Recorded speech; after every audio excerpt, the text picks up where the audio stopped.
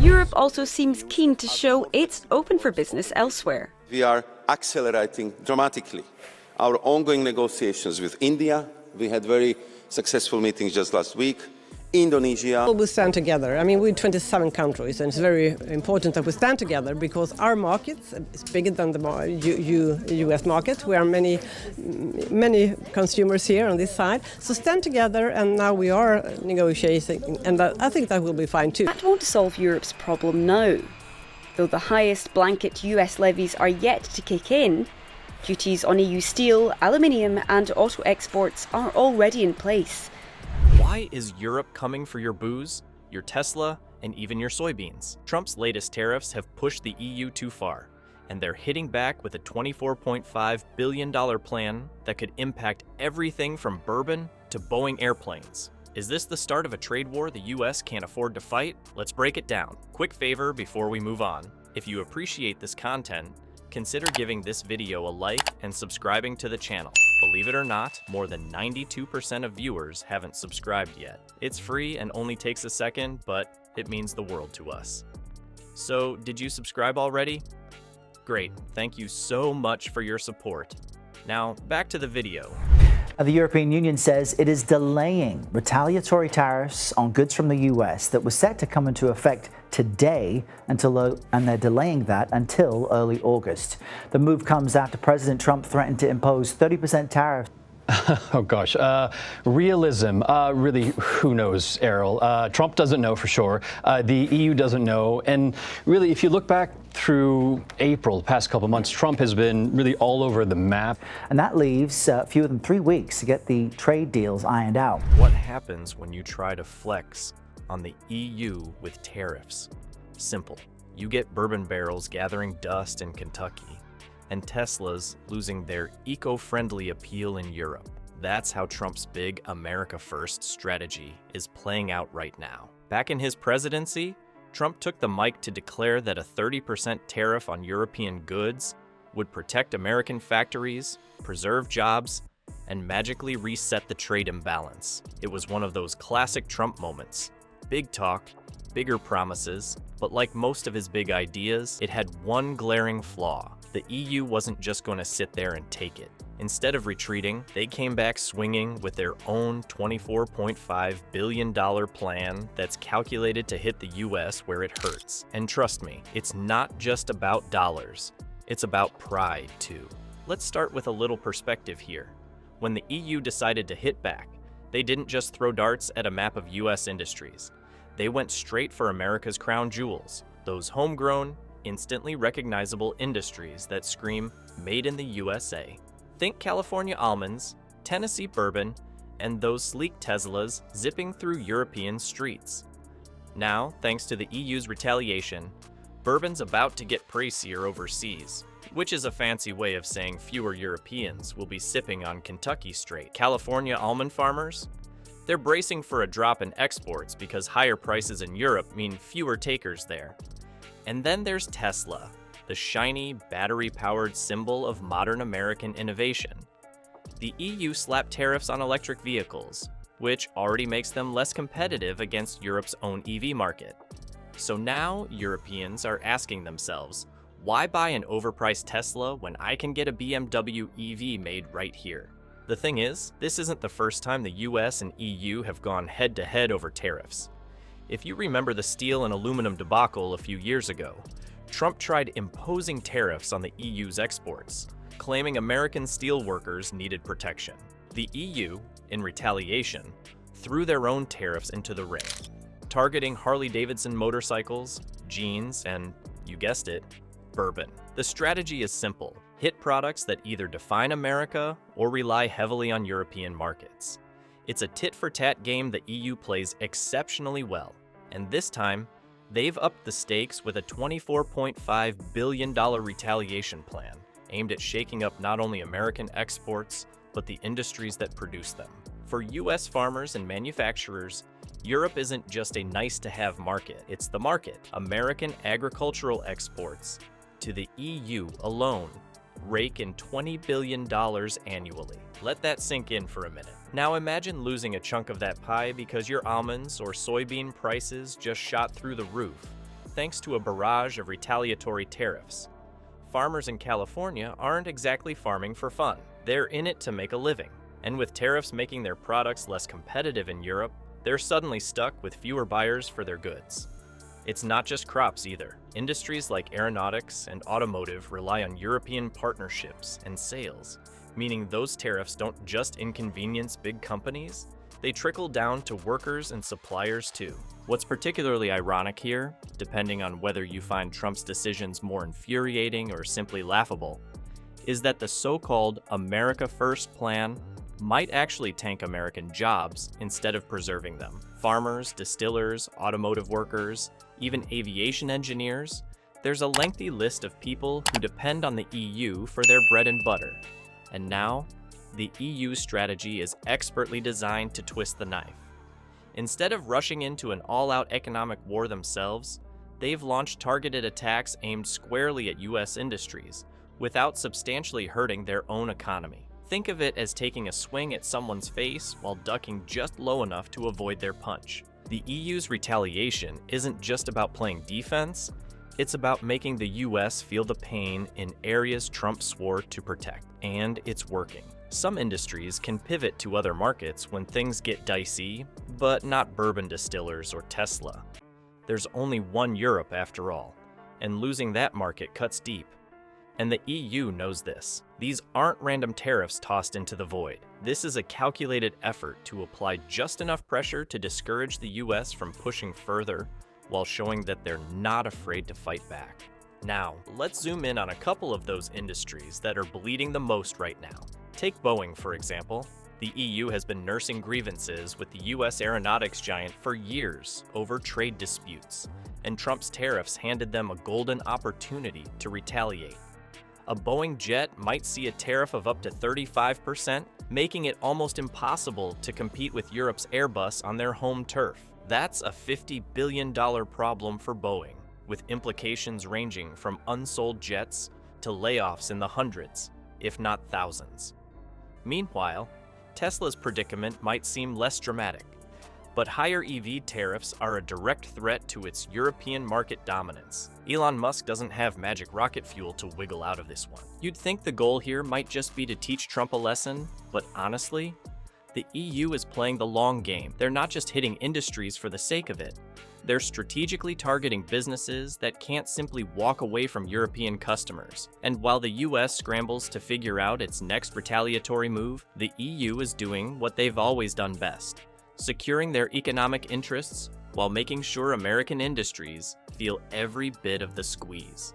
Speaking of the squeeze, let's talk about how bourbon, Boeing, and your wallet are taking the next hit. Did you know your favorite bourbon, or even your next flight, could get pricier because of a trade war? That's right, thanks to Trump's tariff chess game with the EU, your wallet might just take one for the team. But here's the thing, the EU isn't swinging blindly. They're going straight for the heart of American identity, targeting industries and products that the US proudly flaunts on the world stage. It's not just about economics, it's psychological. When you hit bourbon, Tesla, and Boeing, you're not just taxing goods, you're taking aim at what America sees in the mirror. Let's start with bourbon. Picture a distillery in Kentucky, barrels of whiskey aging to perfection, and then those barrels sitting on shelves because European buyers can't justify the markup caused by new tariffs. Bourbon has become almost as American as apple pie, but now its reputation might suffer overseas. The EU's mirror tariffs make it less affordable and less appealing in European markets, drying up a major revenue stream for distillers. Those workers who bottle up every ounce of that golden brown stuff, they're not just facing slower sales. Some could lose their jobs as exports dwindle. The EU is hitting Kentucky where it hurts, and if anyone's sweating more than those oak barrels, it's the distillers. Then there's the auto industry. The EU's approach here is just as strategic. By imposing tariffs on electric vehicles, they've essentially put a $6,000 question mark over the head of every American-made EV sold in Europe. That's how much more a basic sedan could end up costing. For Tesla, which relies on Europe to maintain its image as a global EV leader, this is a major headache. Fewer Europeans buying a Tesla means fewer cars rolling out of US factories, which could be devastating for its long-term growth. Elon Musk might have to get creative to bridge the gap, maybe selling carbon credits as NFTs? Anyone? And with German automakers strengthening their EV game, the EU isn't just taxing Tesla, they're giving their local automakers an open goal. But the auto industry's troubles don't stop at Tesla's. American car makers exporting to Europe could face declining orders, leaving entire factories at home scrambling to make up the numbers. It's a chain reaction. Fewer sales equal fewer productions. Fewer productions equal layoffs. And unlike bourbon, cars aren't something you can just reroute to another market with ease, especially with EVs, where Europe is a cornerstone of growth. Now let's talk about Boeing. The EU has a long history of trade disputes involving US aviation, but this latest move might be their most brutal play yet. A 35% tariff on Boeing jets imported into Europe could jeopardize around $50 billion in orders. Yes, you heard that right, $50 billion. That's not just some inconvenient number, that's years of aircraft sales up in the air. Boeing's primary rival, Airbus, just happens to be European. So guess who swoops in as tariffs make Boeing less competitive? Meanwhile, back in Seattle, where Boeing builds these planes, workers and small businesses tied to the supply chain are left wondering if they'll still have contracts to fulfill. The EU knows exactly how exposed Boeing is, making this less about fair trade and more about precision targeting. This brings us to the psychology of these attacks. The EU isn't just retaliating for the sake of looking tough. They're selecting industries that symbolize American innovation and pride, which makes these tariffs sting a whole lot more. It's not just about bourbon or planes, it's about telling the US, we know your weak points. The EU doesn't need to target obscure goods. They're going after things that make headlines, industries connected to middle-class prosperity that Trump's policies claim to protect. Why go for the small fry when you can take swings at the giants? And the costs don't stop at industries. You're going to feel it too. Whether you drive a car or dream of flying comfortably across the Atlantic sometime soon, this trade war isn't just happening in some macroeconomic bubble, it's trickling down to everyday people. The bourbon on the top shelf of your favorite liquor store might carry an even steeper price tag down the line. That affordable electric car you've been saving up for? Forget about it if tariffs keep inflating costs. The average consumer never signed up for this trade battle, but they're on the front lines anyway. Here's the kicker though. What is the EU's actual goal here? Are they just trying to make Trump look bad? Or is there more strategy behind their moves? Based on these tariffs, it's clear they're doing both.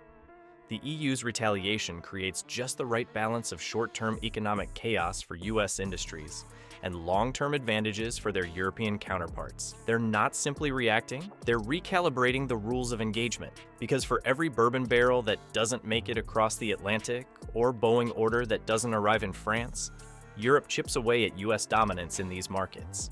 It's a calculated, slow-burn strategy.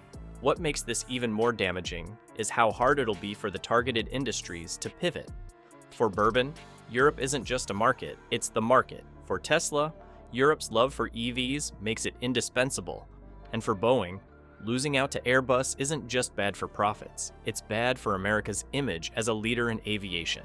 The EU knows these industries can't just flip a switch and find entirely new markets to make up the shortfall.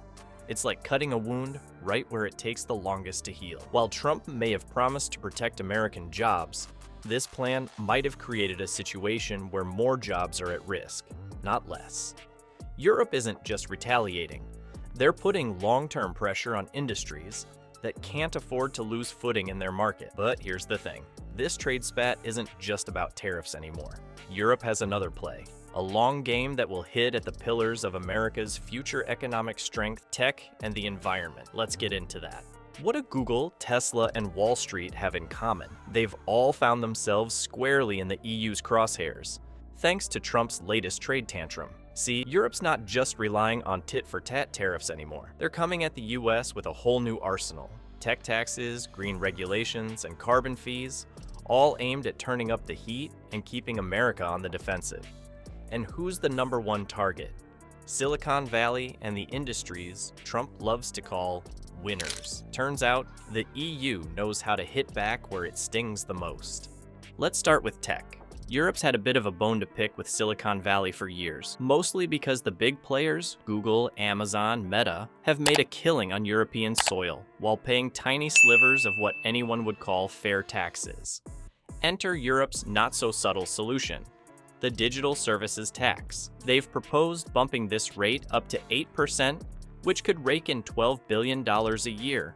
And guess who foots that bill? Yep, the same American tech giants that already complain about too much regulation. This is big money we're talking about, not just pocket change for ad clicks and streaming subscriptions. With this tax siphoning $12 billion straight into the EU's pockets, it's not just about money, it's about leverage. Silicon Valley doesn't just dominate global innovation, it also bankrolls political campaigns back home.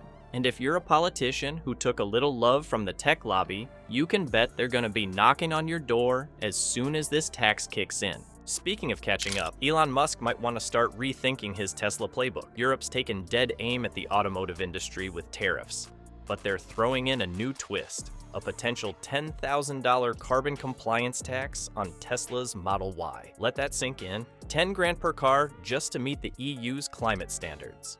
If this actually happens, Tesla's European sales are going to look a whole lot less shiny. For a company that sells itself as a green powerhouse, this is ironic, isn't it? Musk might have planned for competition from German EV brands, but a European takedown based on carbon standards? That probably wasn't in the brochure. What's clever here is how the EU is using global issues like climate change not just as policy tools, but as trade weapons. CBAM isn't just a tax. It's a massive flex, a way for Europe to say, we're leading the fight against climate change, and you're either with us or you're paying the price. America, meanwhile, gets caught looking like that one classmate who didn't do the group project but still expects a good grade. And to no one's surprise, the EU's stance is making US industries sweat while bolstering its own. They're using these policies to strengthen their position as a global leader in green energy and digital regulation, while putting a tight squeeze on American businesses. It's not just punishment, it's strategy. If you think these moves stop at economics, think again. The EU's game is also political.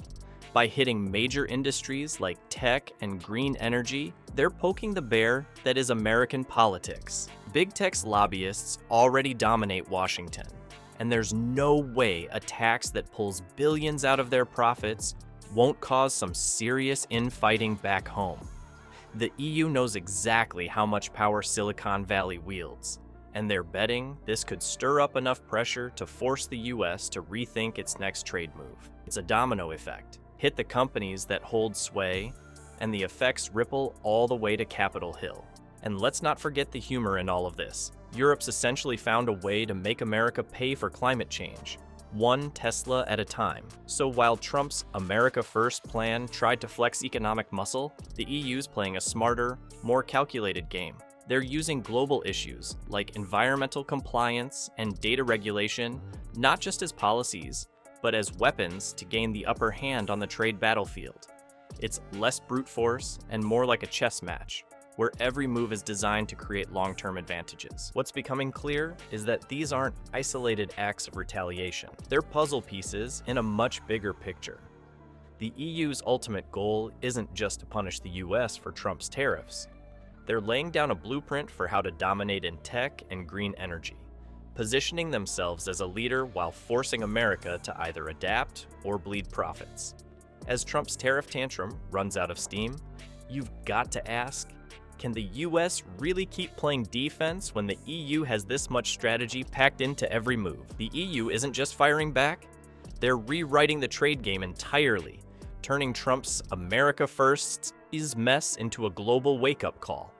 By hammering away with tariffs, tech taxes, and green policies, they're doing a lot more than bruising American industries.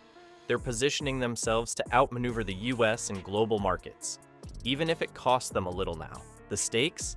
Massive. From weakening the dollar's dominance to cozying up to China, Europe's playing 4D chess while the US fumbles with checkers. The real question, will Trump double down, risking a trade war, or blink first. Either way, the fallout is coming.